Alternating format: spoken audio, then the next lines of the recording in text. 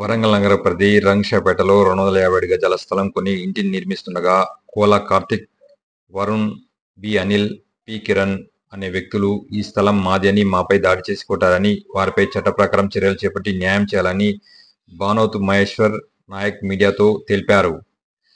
Greater Warangal పరిధి 40వ division రంగశాపేట గోపాల్పురంలో Maheshwar Naik మాట్లాడుతూ, నేను వృత్తిరీత్యా ప్రభుత్వ ఉపాధ్యాయుడిని. నేను 20 సంవత్సరాల క్రితం రంగశాపేట శివార్లో 144/C లో 5992/2001 డాక్యుమెంట్ ద్వారా 257 గజాల స్థలాన్ని కొన్నాను. ఇటు స్థలంతో పాటు నా పక్కన ఉన్న స్థలం ఫ్లాటు కూడా నావే అని 144/A 144/B సర్వే నంబర్ తప్పు అని చెబుతూ మా టీచర్ కాలనీలోని ఒక పేరున్న పెద్ద మనిషి అండ చూసుకొని కోలా కార్తిక్ అనే వ్యక్తి మద్దతు ఇస్తున్నారు.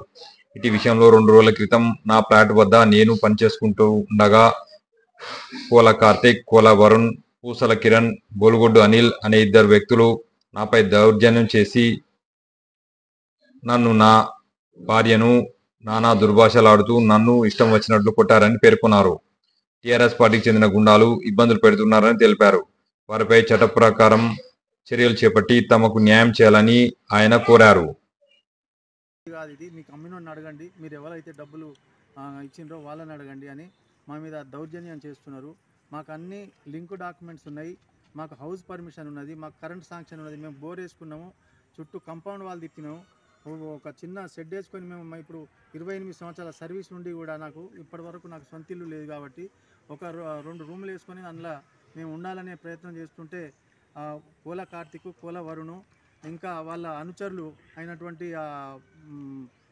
ఒక అనిల్ అనేట ఆయన, తర్వాత పూసల కిరణ్ అనేట ఆయన, ఇంకా మిగతా వాళ్ళు ఇప్పుడు ఇంకా చాలా మంది వాళ్ళ పేర్లు తెలియదు, 2 పేర్లే తెలిసాయి.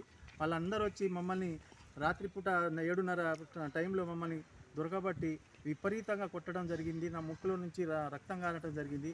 నా లైఫ్లో నన్ను ఎవ్వరు చేసుకోలేదు, ఒక మాట కూడా నేను ఎప్పుడు పడలేదు. నేను ఉపాధ్యాయుడిని, నేను ఎప్పటికీ నిరంతరం నా పిల్లల అభివృద్ధి, సమాజ శ్రేయస్సు కోరుకునే మనిషిని నేను.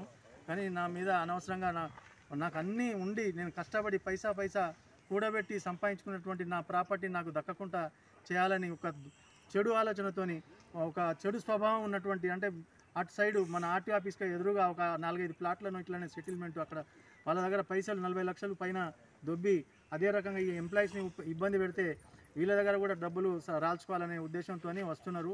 వాళ్ళ దగ్గర పేపర్స్ లేవు, ఏం లేవు, ఉత్త పాస్బుక్ అమ్ముకున్న తర్వాత ఉండిపోయినటువంటి పాస్బుక్ చూపించి మమ్మల్ని నానా ఇబ్బందులు పెడుతున్నారు.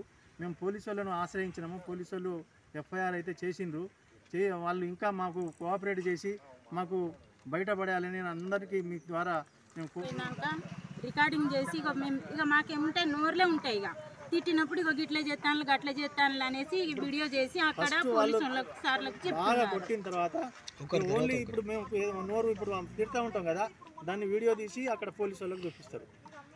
ఇప్పుడు ఏం కావాలమ్మా మీకు? మాకు న్యాయం కావాలి, మా ఫ్లాట్ మాకు కావాలి.